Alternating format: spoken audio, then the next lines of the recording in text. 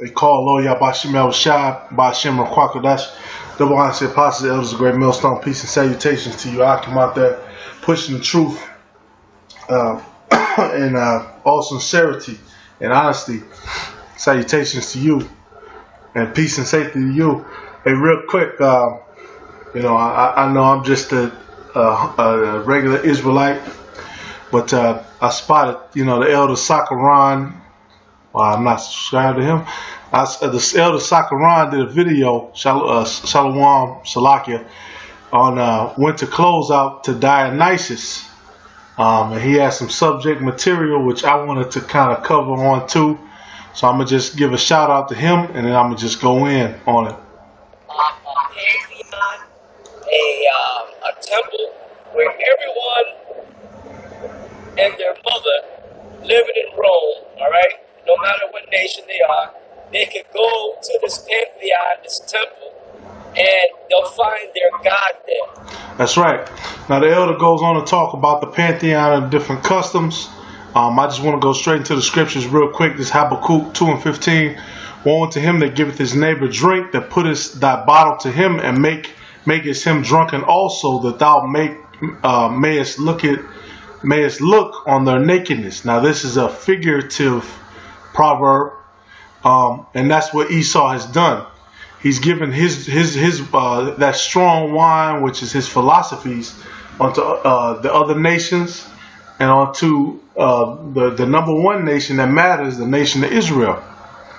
Because like in the time of the Maccabees, where you had Israelites go to the Greeks and they want to make a covenant with them, or before that, man, you always have Israelites who make a covenant with the heathen, what the scriptures say, want to them to make a covenant, and they start to follow after the customs of the heathen, you hear us harp on it, but you got that now. You got Israelites who have made a covenant with Esau. And you can find that all over the internet, but I just want to go into a few basics. You got the Roman festival Februarius, right? Because like the elder Sakaran says in this video, everything that was then is happening now. So you had the month of February, which is in the Roman calendar. It says it was the last month of the year because they modeled it after the Israelite calendar, right? We know according to the Israelite calendar, coming up is the Passover. The Passover is the first month of the year. The Passover is the beginning, the spring. They stole our information, and now they're saying the same thing. Look, see, February is the last month of the year. And then, the name February, the purification, expiatory offerings. Let's see what that means real quick. Expiatory.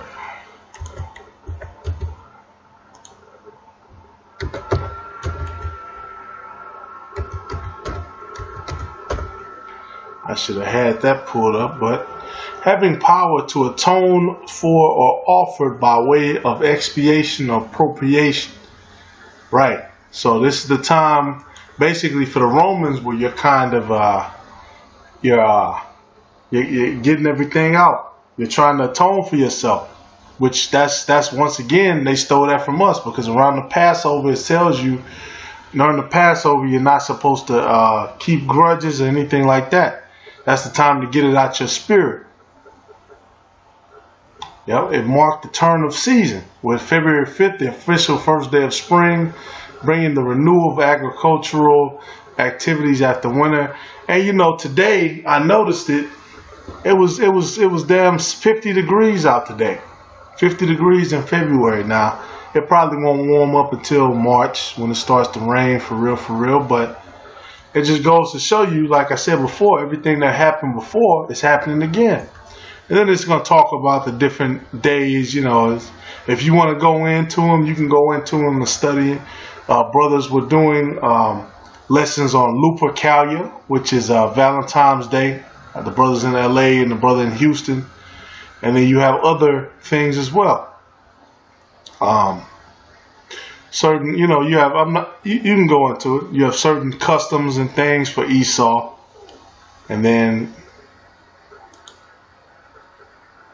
one of those customs is, I noticed, was parentalia, ancestral days. It was a festival to honor a family ancestors. And now that's interesting because they just released the Black Panther movie. And in the movie Black Panther, one of the things that happened was they buried him once he received his power, and he went back to go see his ancestors. And you know, that whole channeling the ancestors, you know, hey, everything that the ancestors want us to know is written. It's written specifically if you're a Black, Native American, Latino, or you have that Israelite spirit like us, you have the same salt in your spirit, then everything for you is written. It's written down. You're not supposed to call upon the ancestors or summon them or anything like that. Because, you know, if you know anything about the scriptures, first off, we are those ancestors reincarnated. And second off, if they are dead right now, then you let them rest, just like you. You know, if you're an Israelite, and you know you're Israelite, you're pushing the work in the faith. If you were to die, you want to go rest. That's what happens. You rest when you die. You don't want to be summoned up or anything like that. You want to rest. You want your rest. You know, well done, my good and faithful servant. But yeah, man, then it's gonna talk about placation, exorcism, right, cleansing, because the springtime is coming up. That's the gist of that. The springtime is coming up, right? I mentioned Lupercalia. And then, you know, if you want more information, brothers did a video on it. I started to, but it was already put up. And I just want to show the kind of stuff that these people are into, because it's crazy and it's not normal. Look at that, man. You know, Salakia, it's foul. It's foul. You know, basically they're worshiping the penis because this is spring. They're trying to say this is the time for fertility. Because in the ancient world, you know, it's not like now. They went at the time when they had children. They understood that, yes, 9 months, that marks the period for when you have a baby.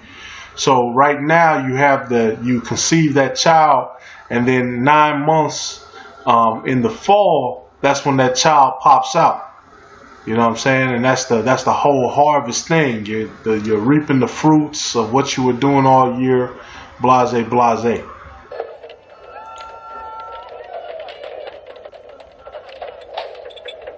And yeah, you know, Salakia again. You gotta know what the enemy's doing, man. They're worshiping this crazy shit in 2018. So you gotta ask yourself, why are they keeping these rituals and these customs up? Why are they doing that shit? Why are they wearing togas and things that they wore in the Greek and Roman Empire? Why? And they got that stuff in the background. Okay, and then not just with Esau.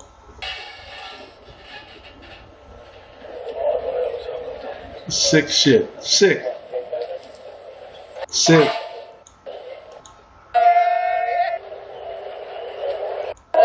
They got these damn Ammonites. Look at that. What the fuck? Look at these Ammonites and these Moabites worshiping the phallus. Nasty. Okay, alright. That's enough of that.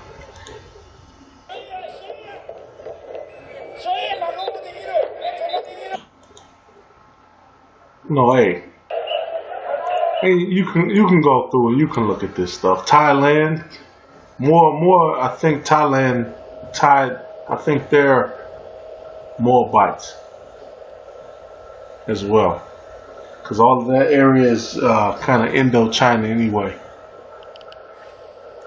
But yeah, man. I mean, I'm not gonna sit there and go on all day about it. But this is what these other nations are into.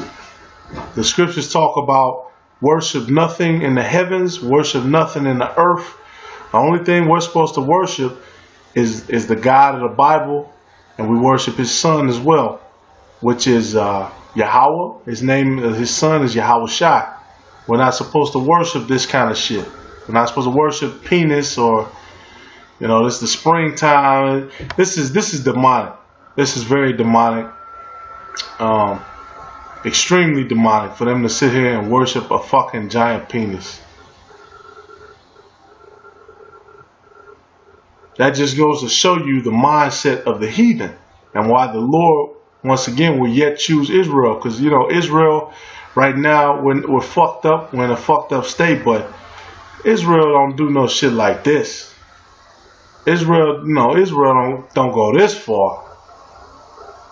Hey, but with that being said, call Lord Yahweh Shem Yahweh Shai. I just wanted to touch on that subject. Shalom to you, Akim, out there. Salutations to you next time. Shalom.